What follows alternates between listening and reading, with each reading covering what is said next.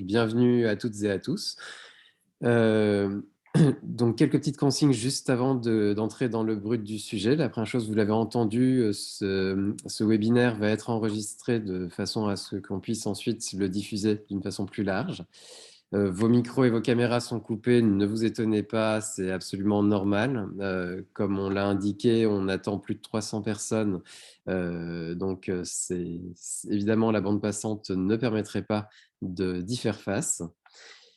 Il y a un onglet questions et réponses si vous souhaitez poser des questions précises. On reviendra dessus en toute fin de webinaire. On a prévu à peu près 20 minutes d'échange à ce moment-là. Au fil du webinaire, si c'est des questions, allez-y, n'hésitez pas à remplir cette partie-là et puis on viendra dessus après. Et puis, pour terminer, le support qu'on vous diffuse maintenant vous sera transmis en même temps qu'un questionnaire et certainement également le lien vers le replay de ce séminaire. Donc, je vais tout de suite laisser la parole à Astrid Cardona Maestro de l'ADEME, qui va nous faire quelques rappels sur le Fonds Chaleur Renouvelable et va nous présenter également les nouveautés pour 2022.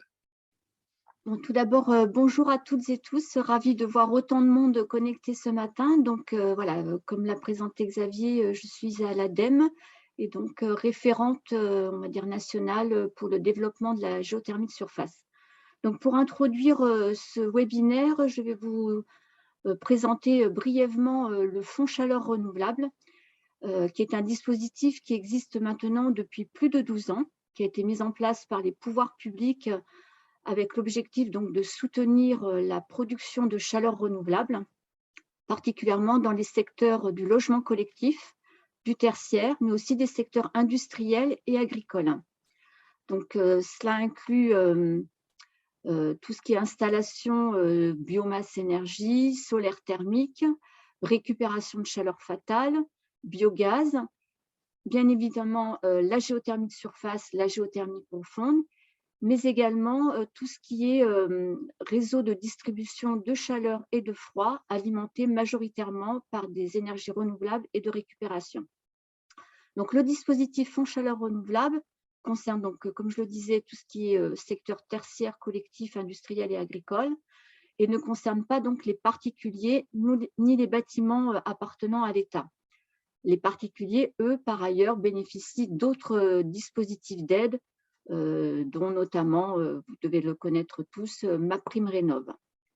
Donc, les aides du Fonds Chaleur Renouvelable sont gérées depuis maintenant plus de 10 ans par l'ADEME. Et donc, vous pouvez vous adresser directement à l'ADEME pour solliciter des conseils dès lors que vous avez un projet d'installation à financer par le Fonds Chaleur Renouvelable. Ce dispositif permet en fait deux niveaux d'aide, des aides aux études d'accompagnement des projets, puis ensuite des aides à la réalisation des projets, des aides aux investissements. Donc, pour bénéficier des aides du Fonds Chaleur Renouvelable, vous devez quand même présenter des projets qui respectent un certain nombre d'exigences, de critères, notamment des critères de performance énergétique, de performance économique, environnementale également. Ces projets doivent être réalisés dans le respect, je dirais, des réglementations applicables, recourir à des professionnels compétents et qualifiés et faire l'objet donc d'un suivi des performances réelles pour comptabiliser la quantité d'ENR mobilisée par ces projets. Puisque, en fait, en termes de calcul de l'aide Fonds Chaleur apportée au projet, ce calcul se base sur la quantité d'ENR mobilisée par le projet. Voilà, donc on peut passer à la diapo suivante. Donc, si on fait un zoom sur la géothermie, et en particulier sur la géothermie de surface, les opérations qui sont éligibles au titre du Fonds Chaleur, ce sont là, comme cela est représenté sur cette diapo. Donc, d'un côté, les opérations de pompage chaleur sur eau de nappe superficielle, et de l'autre, les opérations de pompe à chaleur sur champ de sonde géothermique verticale. Depuis plusieurs années, pour, je dirais, simplifier et rendre plus visibles et lisibles les niveaux d'aide attribués aux opérations de production de chaleur renouvelable, l'ADEME a décidé de mettre en place pour les plus petites installations des aides forfaitaires. Et là, si on revient à la géothermie surface, on propose donc des aides forfaitaires pour les installations de géothermie produisant entre 25 et 1000 MWh ENR par an. Et pour simplifier les choses, pour les opérations de pompe à chaleur sur nappe, on propose un forfait à 20 € du mégawattheure ENR prélevé dans le sous-sol fois 20 ans. Et pour les opérations de pompe à chaleur sur champ de sonde, le forfait est de 40 € du mégawattheure ENR par an fois 20 ans. Donc ça, c'était, je dirais, les dispositions, les modalités du fonds chaleur jusqu'à l'an dernier pour la géothermie de surface. Et on peut passer à la diapo suivante. Et grande nouveauté donc pour cette année, pour l'édition 2022 du fonds chaleur, l'ADEME a décidé d'intégrer dans le dispositif fonds chaleur les opérations de pompe à chaleur sur échangeur compact géothermique. Donc, par échangeur compact géothermique, on entend donc les opérations de pompe à chaleur sur corbeille géothermique, c'est le petit visuel de gauche, et les opérations également de pompe à chaleur sur mur géothermique. Donc, c'est le visuel de droite. Et pareil, même principe que pour les opérations de pompe à chaleur sur nappe et sur champ de sonde. On propose, pour simplifier l'instruction, l'accompagnement de ces dossiers, de ces projets, un forfait pour les projets compris entre 25 et 1000 MWh d'ENR par an, et un forfait donc qui est estimé à 35 € du mégawattheure ENR par an, fois 20 ans. Donc voilà, ça c'est l'accompagnement que l'on propose dorénavant en 2022 pour les opérations de pompe à chaleur sur échangeur compact géothermique. Donc, depuis quelques jours, on a mis en ligne sur notre plateforme Agir pour la transition donc, tous les documents associés à l'édition Fonds Chaleur 2022. Et vous retrouverez donc sur la page dédiée à la géothermie de surface donc toutes les modalités de conditions d'éligibilité et de financement des opérations de géothermie de surface, qui précisent donc les exigences, les critères attendus et les niveaux d'aide attendus par les porteurs de projets. Voilà, donc n'hésitez pas à aller consulter la plateforme Agir. Vous trouverez également les modalités de dépôt des dossiers de demande d'aide, qui peuvent être donc en amont, comme je le disais tout à l'heure, pour des aides aux études d'accompagnement de projet, et ensuite pour des aides aux investissements, à la réalisation des projets. Ce que je vous conseille également, c'est de ne pas hésiter à contacter au plus tôt mes collègues des ADEME en région et éventuellement, quand il y en a, des animateurs régionaux géothermie qui seront là pour vous, voilà, pour vous conseiller, vous aider à préparer votre dossier pour éventuellement solliciter une aide au fonds chaleur. Voilà, donc je pense que j'en ai fini pour la présentation du fonds chaleur et donc l'intégration pour cette année des échangeurs compacts géothermiques dans le dispositif d'aide. Et oui, dernière précision, avoir en tête que pour pouvoir prétendre aux aides du fonds chaleur, il ne faut pas avoir démarré les travaux ni avoir signé de devis auprès de bureaux d'études ou de fabricants ou d'installateurs pour pouvoir prétendre à une aide du fonds chaleur. Voilà. Écoutez, je vous remercie. Merci beaucoup Astrid. Je me présente, je suis Xavier Mock, permanent de la FPG, l'Association française des professionnels de la géothermie, et je suis également un des animateurs régionaux tels que présentés par Astrid. J'interviens en région Centre-Val de Loire. Donc, vous l'avez vu, c'est une grande nouveauté pour 2022, c'est l'intégration de ces échangeurs compacts au sein du fonds chaleur. Pour autant, le premier message que je souhaitais vous faire passer, c'est qu'on ne parle pas de choses qui sont complètement nouvelles sur le plan technique, puisqu'on a essayé de recenser avec les fabricants qui sont ici et qui interviendront tout à l'heure, le nombre d'opérations qui ont déjà pu être faites en France, donc à notre connaissance, hein, il nous en manque évidemment. Donc on va dire qu'on a réussi à identifier une petite centaine d'installations, ce qui représente quand même plus de 700 échangeurs compacts qui ont été mis en place avant l'ouverture du fond chaleur à ces échangeurs compacts. Donc voilà, pour vous dire, c'est la nouveauté, c'est cette intégration au fond chaleur, mais la technologie en elle-même n'est pas complètement nouvelle. Euh, on peut se poser la question de savoir s'il y a des endroits où c'est plus adapté que d'autres endroits. Sur le plan technique, on verra ça plus tard, mais sur le plan du financement, il y a peut-être une opportunité particulière à avoir, qui sont les territoires où il y a des contrats de développement qui existent, qui sont souvent appelés des territoires cote ENR. Astrid l'a présenté tout à l'heure, les installations sont éligibles au forfait à partir de 25 MWh par an extraits du sous-sol. Sur les territoires qu'on voit ici, ce seuil bas n'existe plus. Donc, ça peut être géographiquement des endroits qui sont très pertinents à viser si on souhaite faire des petites installations, puisqu'on n'est pas du tout bloqué par ce seuil bas de 25%. Donc, j'attire votre attention sur le fait que les règles ne sont pas complètement homogènes en fonction des différentes régions. Ça peut valoir la peine de bien vérifier, typiquement auprès de l'animateur régional ou bien auprès de la direction régionale de l'ADEME, les différentes règles qui peuvent s'appliquer. Un exemple, en région Centre-Val de Loire, le conseil régional vient compléter l'aide de l'ADEME pour atteindre 45% du montant éligible. Il y a d'autres régions où ça se passe différemment. Voilà. Je vous avais dit qu'on allait continuer également sur le plan technique. Est-ce qu'il y a des endroits où ces échangeurs compacts sont plus ou moins adaptés? Je vais laisser la parole à Noé Imperadori pour nous en parler.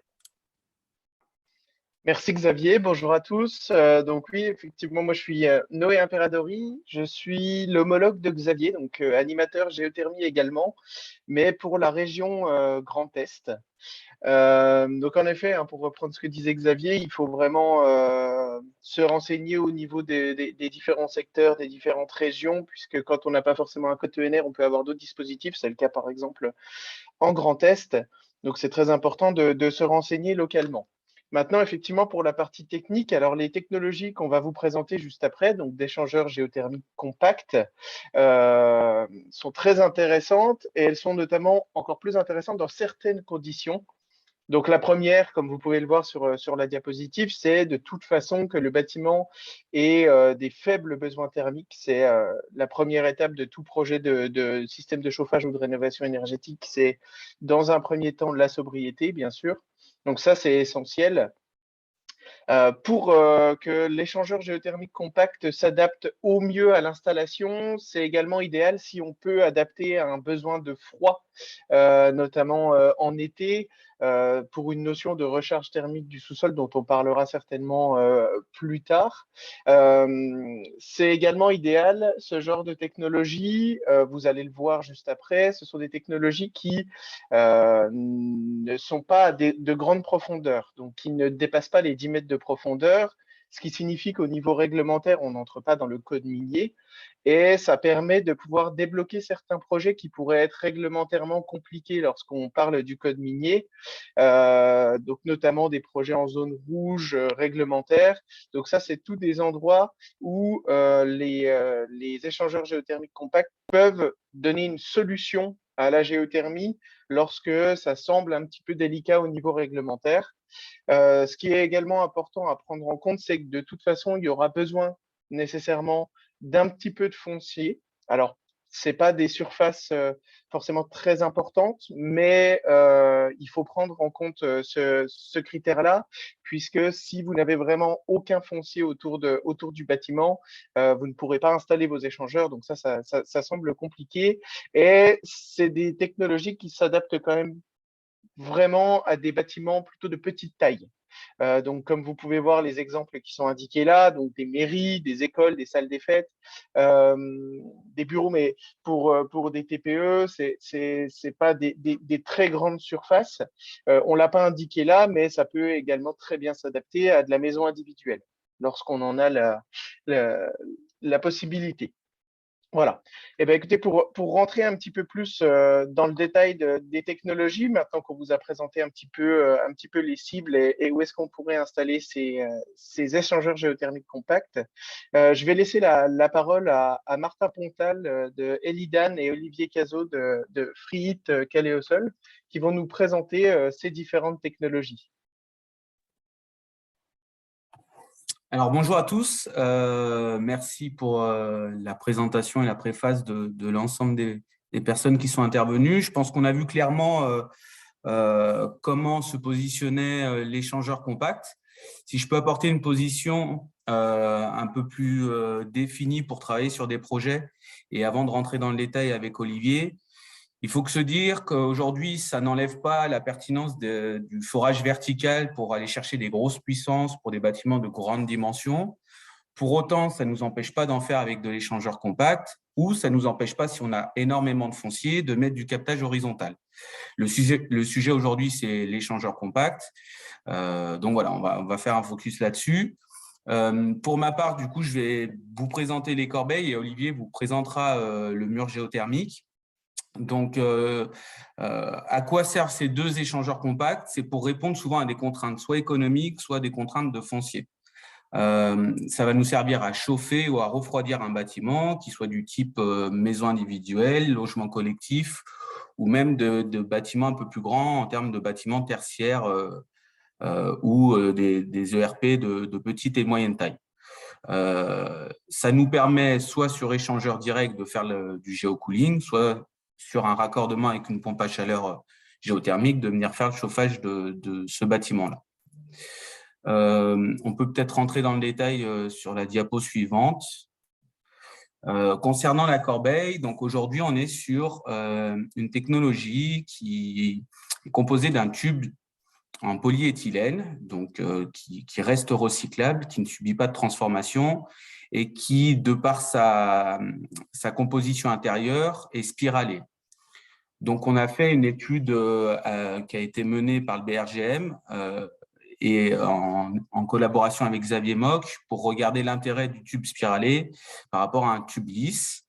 Effectivement, c'est la solution qui se révèle être la plus pertinente en termes de captage. Ce qu'il faut retenir, c'est qu'une corbeille prend environ 20 mètres carrés de surface au sol, qu'il faut l'éloigner d'une autre corbeille à peu près de 4 mètres, 4 mètres 50, et que du coup, on va chercher jusqu'à 1 kW, 1,2 kW par corbeille. Bien entendu, c'est des données qu'on vous donne qui sont des données moyennes. Si on est sur un sol riche en termes de transmission calorifique, on peut aller chercher plus. Si le sol est humide, c'est encore meilleur. Enfin voilà, chaque projet a une étude et à chaque étude, un résultat qui nous permet de dimensionner après le champ de captage. À droite de la diapositive, vous voyez la différence entre ce qu'on peut capter avec un tube spiralé et ce qu'on capte avec un tube lisse. Le tube spiralé étant la courbe supérieure de couleur orange.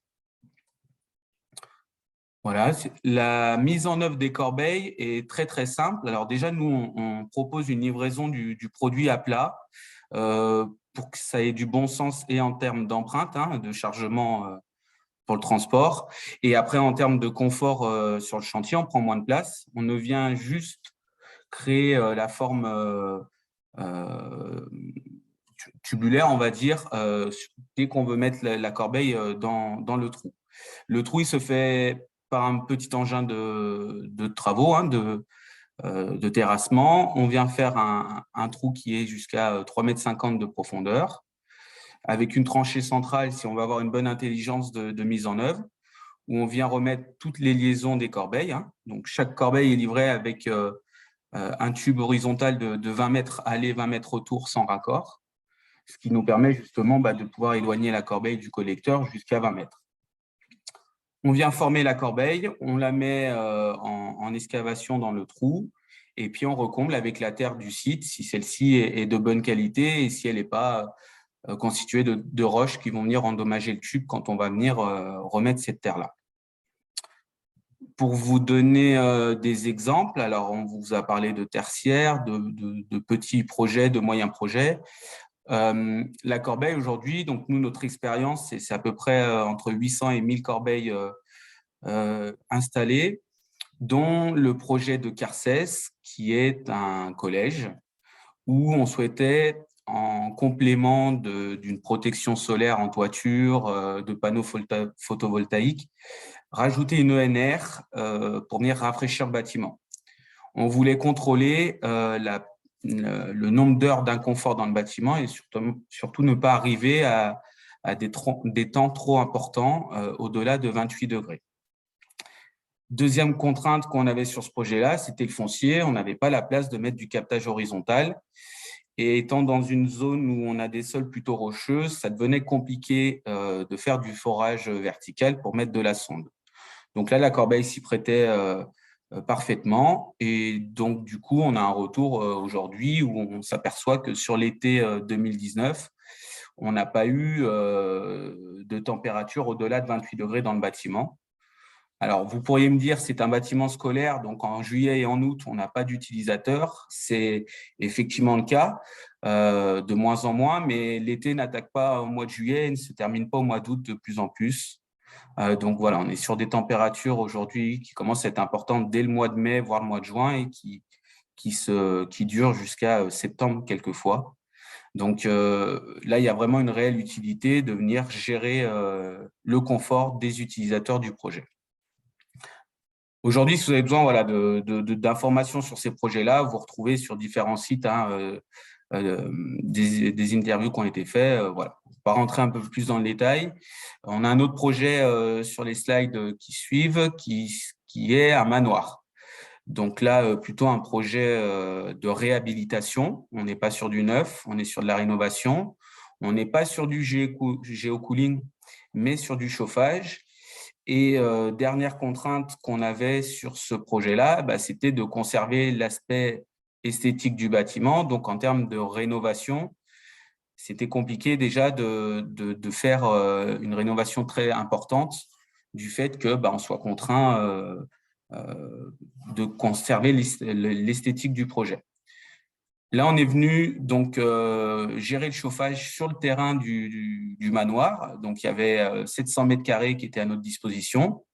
Pareil, besoin de chauffage assez important, autour de 28 ou 30 kWh de puissance de chauffage.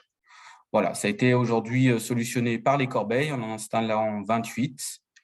Et il y a eu tout un terrassement qui a été fait sur la parcelle qui aujourd'hui est invisible en termes de mise en œuvre de captage.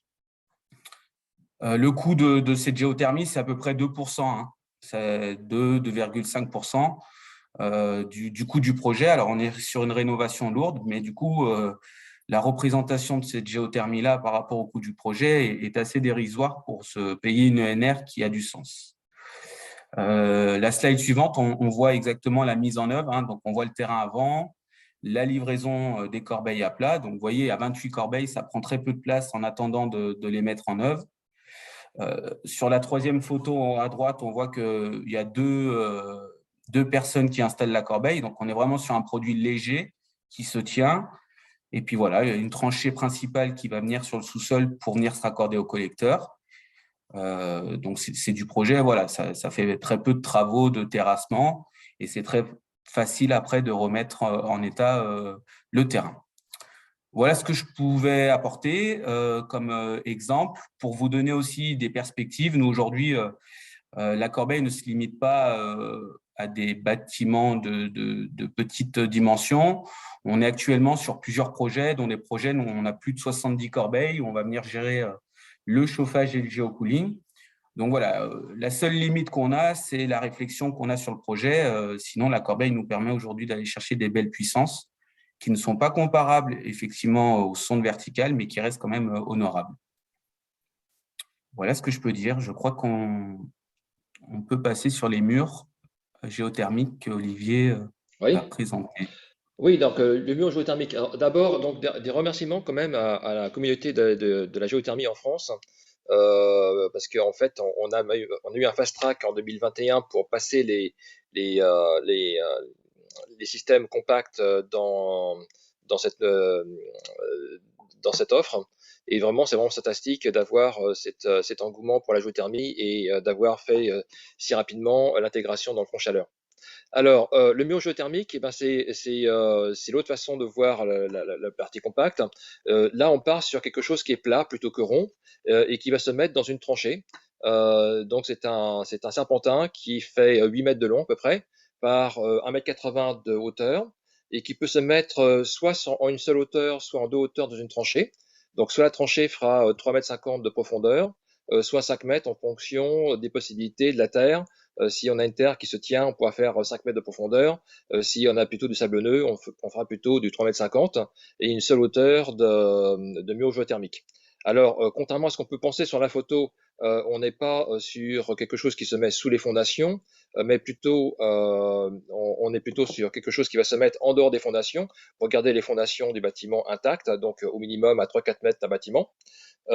Et du coup, là, ce produit est labellisé Solar Impulse l'année dernière pour permettre d'avoir un produit qui montre qu'il est très peu carboné et qu'il apporte beaucoup de bienfaits au niveau de la planète. Alors, j'ai marqué ici 385 kg de CO2 sur le cycle complet en tant que FDES. Ces 385 kg intègrent le CO2 qui a été mis dans le tuyau, le CO2 qu'on a retiré en mettant du bois pour les élingues, le cycle de vie de la pompe à eau qui va faire circuler le glycol ou l'eau dans le mur géothermique, ainsi que sa destruction au bout de 100 ans. Alors 385 kg de CO2, vu le nombre de mégawatts qu'on va générer, on est à quelques centièmes de grammes de CO2 par kilowattheure généré. Si on passe à la page suivante, je crois que la suivante, voilà. Donc là, c'est devant nos bureaux. En fait, on vient de déménager, mais nos bureaux jusqu'à présent étaient alimentés en géothermie avec un mur géothermique. Donc 70 mètres carrés de bureaux, un mur géothermique. Donc on s'était planté au niveau de l'implantation, on voulait en mettre deux, on n'a pu mettre qu'un seul. Et du coup, on a pu complémenter, c'était une question qu'a eu précédemment, par du solaire thermique. Donc on a pu voir qu'en mettant deux panneaux solaires hybrides, on pouvait avoir une bonne recharge du mur géothermique et donc avoir une pompe à chaleur de 2,8 kW qui permettait d'être alimentée en parallèle par du solaire thermique qui faisait de la recharge dans le mur géothermique avec un mur géothermique sur le parking. Alors là, vous voyez, donc c'est très simple à mettre en place, une tranchée, et puis le produit qui est au sol, on le tire, il se pose directement dans la tranchée. Alors, le mur arrive sur une palette 120 par 120, donc il est enroulé verticalement pour prendre pas trop de place dans un camion. On le déroule au sol pour détendre le tuyau. Il est préchargé en glycol ou en eau suivant l'application.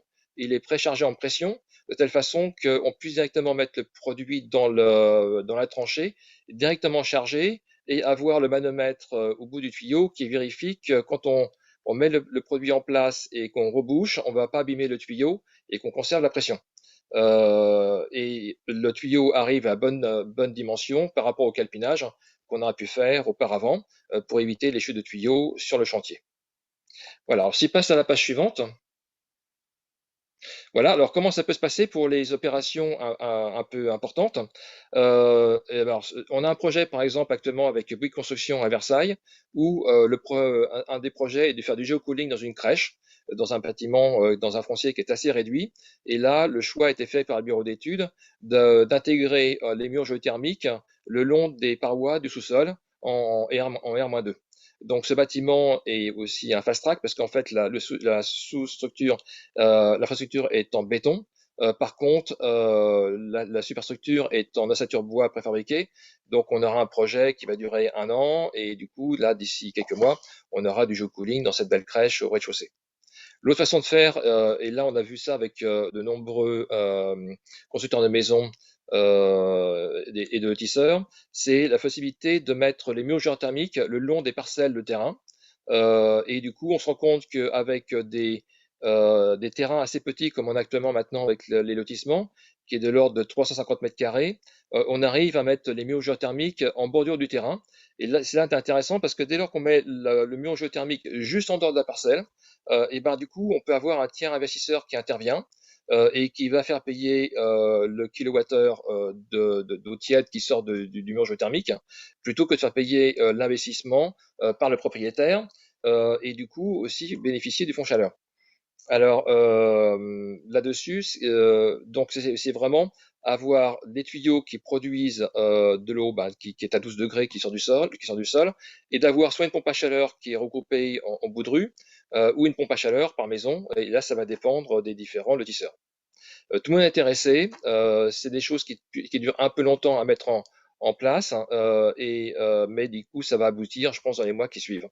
Alors, les plantations, je vois en même temps des questions qui arrivent.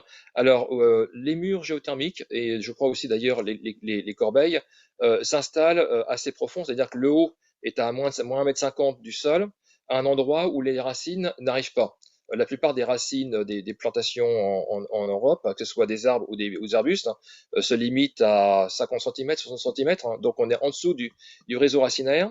On évite de mettre nos produits sous un mur, sous un arbre, pour des questions d'alimentation et de recharge en eau, parce que ce sont des capteurs qui marchent avec le solaire, mais aussi avec l'eau, et l'eau est un bon facteur de recharge et de conductivité. Dès lors qu'on va être sous un arbre, l'arbre va avoir tendance à assécher. C'est comme si on mettait le mur géothermique sous une maison. Là, on aurait aussi un peu plus de sécheresse qu'au fond du jardin. Donc voilà comment on peut s'implanter des murs géothermiques dans des projets un peu plus importants qu'une maison individuelle, donc dans le cadre d'un fonds chaleur. Page suivante. Voilà, alors du coup, ça coûte combien et ça peut rapporter combien? Un prix public d'un mur géothermique, c'est 599 €. J'ai retiré les 0,99. Et du coup, le prix de mise en terre, alors suivant la taille du projet et s'il y a déjà quelqu'un qui fait du VRD sur place ou pas, on va être de l'ordre de 1000 à 1200 € le mur géothermique mis en terre. Ça, c'est bien sûr, c'est le mur seul. Dessus, il faut rajouter, dans les cas de figure, du glycol, il faut rajouter les nourrices. Ça peut produire en gros 1500 kWh par an. Alors par rapport au mégawatt, ça fait 1,5 MW. Et si on reprend l'information de Astrid en début de présentation de 35 € par mégawatt, en gros, ça fait à peu près le fonds chaleur pourrait apporter en gros 1000 € par mur géothermique d'argent. Donc bien sûr, le fonds chaleur couvre pas 100% de l'installation. Il y a les pompes à chaleur ajoutées avec, mais en gros, ça veut dire quand même que le fonds chaleur, par rapport au coût des murs géothermiques, apporte quand même une solution très intéressante sur le financement de la solution. Un point important aussi, c'est qu'on fait du frais, on fait du geocooling passif. Et si on a un projet qui ne fait que du geocooling passif, on arrive à tirer à peu près d'un mur géothermique 300 kWh par an, par mur. Alors que si on est en froid plus chaud, on tire un peu moins parce que pour le moment, il faut mettre un peu plus de murs pour chauffer que pour refroidir. Donc du coup, la productivité pour le frais est un peu diminuée. Voilà, alors comment ça se passe concrètement? C'est en général le terrassier qui va être utilisé en sous-traitant, parce que c'est le chauffagiste ou carrément le maître d'ouvrage qui va acheter les murs géothermiques ou le maître d'œuvre, hein. Et on voit des cas où c'est le terrassier qui achète le mur géothermique parce que c'est écrit dans le CCTP, et c'est dans la plupart des cas, c'est le chauffagiste qui met en œuvre. Voilà. Je crois que j'ai à peu près dit tout sur cette page-là. Je crois que d'ailleurs, Xavier, c'est toi qui reprends la main? Ou non, c'est moi qui continue, hein. Donc là, pour reprendre un peu la page précédente, en page 19, donc bien sûr, c'est variable suivant les projets, mais ce qu'on voit, c'est quand même le chauffagiste prend en charge beaucoup de choses, parce qu'en fait, on a besoin d'avoir un système qui est fermé, sous pression et qui est testé, qui permet d'avoir quelque chose qui va fonctionner à la fin. Ce qu'on se rend compte, c'est que le terrassier, c'est plutôt quelqu'un qui fait du VRD, donc qui sait poser du tuyau, pas forcément du tuyau de géothermie, mais poser un tuyau de géothermie, c'est comme poser un tuyau de VRD, les contraintes sont les mêmes, donc il sait faire son job de VRD, mais c'est bien le chauffagiste qui va être plus à même de lui guider ce qu'il faut faire. Voilà. Et du coup, en fait, nous, en tant que fabricant, on propose un calpinage, mais à la fin, c'est quand même le chauffagiste qui valide, mais il peut y avoir aussi le terrassier qui va valider ça par derrière. Merci beaucoup, Olivier, pour cette présentation très complète. Et on est parfaitement dans les temps. Je vais laisser la parole à Christophe Bigerel pour la la prochaine diapositive. Christophe. Oui, bonjour à tous. Christophe Bugerel, donc du CRER. Je suis également un animateur géothermie en France dans le réseau que vous voyez sur la carte qui est présentée. Donc les animateurs régionaux et l'animation en France est pilotée par la FPG qui coordonne l'animation. Ce qu'on voit sur la carte que vous voyez, c'est que on a un maillage qui n'est pas total aujourd'hui de la France du réseau d'animateurs, mais qui se développe. Un réseau d'animateurs qui va permettre, en fonction du positionnement, d'accompagner le développement de la filière, d'accompagner les différents acteurs. Donc vous voyez ici des interlocuteurs que vous pouvez contacter en plus, je dirais, de l'ADEME ou éventuellement des régions pour derrière avoir des éléments sur les sujets de la géothermie, aussi bien des échangeurs compacts comme on évoque là, mais plus largement toute la géothermie, minime importance, et d'autres sujets également. Ce qui est important, c'est qu'on voit sur la carte, il y a des régions qui sont couvertes, et après, il y a d'autres, les étoiles sont des acteurs locaux qui peuvent accompagner. Donc, globalement, c'est un réseau qui est en développement et qui a pour ambition de sensibiliser, d'informer sur les territoires, donc tous les acteurs, de faire des journées, participer à des journées comme celle-ci, des événements de tout type pour faire la promotion de la filière, mais également d'accompagner les porteurs de projets pour se questionner et envisager sur leur projet de mettre en place de la géothermie avec éventuellement la production de notes d'opportunité pour les maîtres d'ouvrage. Donc voilà, il y a tout un ensemble d'actions en fait qui sont déployées sur les territoires par ces acteurs. Et il ne faut pas hésiter à se retourner vers eux pour avoir plus d'informations ou pour chercher à développer des projets. Et puis, bien sûr, les ADEME régionales, comme ça a déjà été évoqué à plusieurs reprises. Donc, voilà ce qu'on peut dire. Et c'est vraiment, je dirais, un réseau qui va grandir et sur lequel il faudra vraiment s'appuyer dans les mois et les années à venir. Merci beaucoup Christophe. Et du coup, on en a fini avec la présentation. On va passer à la partie questions-réponses. Pour des raisons techniques, il va nous falloir un tout petit peu de temps pour regarder les différentes questions, sauf si des personnes l'ont déjà anticipé. Je me souviens qu'il y avait une question sur le solaire qui avait été posée au tout début. Olivier, est-ce que tu veux nous parler du couplage qu'on peut faire entre les échangeurs compacts, que ce soit Mur ou Corbeil, ainsi que le solaire, s'il te plaît? Oui, donc on a essayé, poussé par nos clients, à utiliser des panneaux solaires hybrides. Donc c'est quand même de la basse température, mais c'est vraiment suffisant pour les pompes à chaleur. Et on l'a testé déjà pour se faire un avis avec nos bureaux, où on avait pu mettre qu'un seul mur géothermique alors que le besoin était de 2 à 3 par rapport à la puissance de pompe à chaleur. Et on a remplacé un mur thermique par 2 panneaux solaires hybrides, donc fabriqués dans le sud de la France aussi. Et du coup, là, on était assez émerveillés parce que, en fait, on a pu monter vraiment le COP de la pompe à chaleur quand il y avait du soleil ou juste un peu de ciel nuageux, de façon assez intéressante. Donc, passer d'un COP de 5 à 6. Et en plus, on a pu faire des recharges assez intéressantes de murs géothermiques pour remonter de quelques degrés le mur géothermique pendant la journée pour passer une nuit avec un bon COP. Donc, l'expérience qu'on en a sur un an fait qu'on a pu augmenter le COP de 5 à 6,5, je dirais, en moyenne, en mode chauffage avec un peu de CS.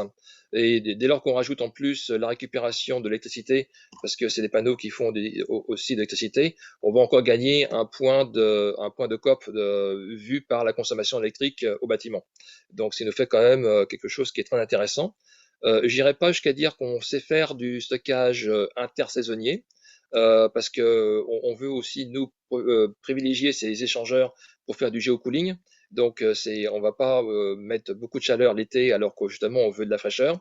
Par contre, du coup, on peut faire des recharges en fin de saison estivale pour remettre de la chaleur tout de suite dans la corbeille ou dans le mur en septembre, octobre. Juste avant la saison froide pour avoir un début de saison avec un très bon COP. Merci beaucoup Olivier. Du coup, je propose qu'on prenne quelques questions. Donc, je les ai balayées très rapidement, les questions que j'ai pu voir. Il y avait des questions sur qui peut fournir des corbeilles ou les murs. Du coup, ben, vous avez vu parmi les intervenants Olivier Cazot, donc de la société Fried Calais au sol, et également Martin Pontal du groupe Elidan. Ce sont deux fabricants deux fabricants français d'échangeurs compacts. Donc voilà, je pense que c'était la question principale à poser. Noé, je crois que tu voulais intervenir également, excuse-moi. Non, non, il n'y a pas de mal. C'était simplement pour ce que je vous propose aussi au niveau des questions, parce qu'on en a eu beaucoup. Ce que je vous propose, c'est de les balayer et de vous apporter les réponses les plus rapides possibles. Donc, ce que je vais faire, c'est que je vais les reprendre depuis le dessus et je laisserai mes collègues répondre. Si ça vous va, Xavier, on peut Parfait, faire comme ça. allons-y. Alors, la toute première Ce qu'on- question.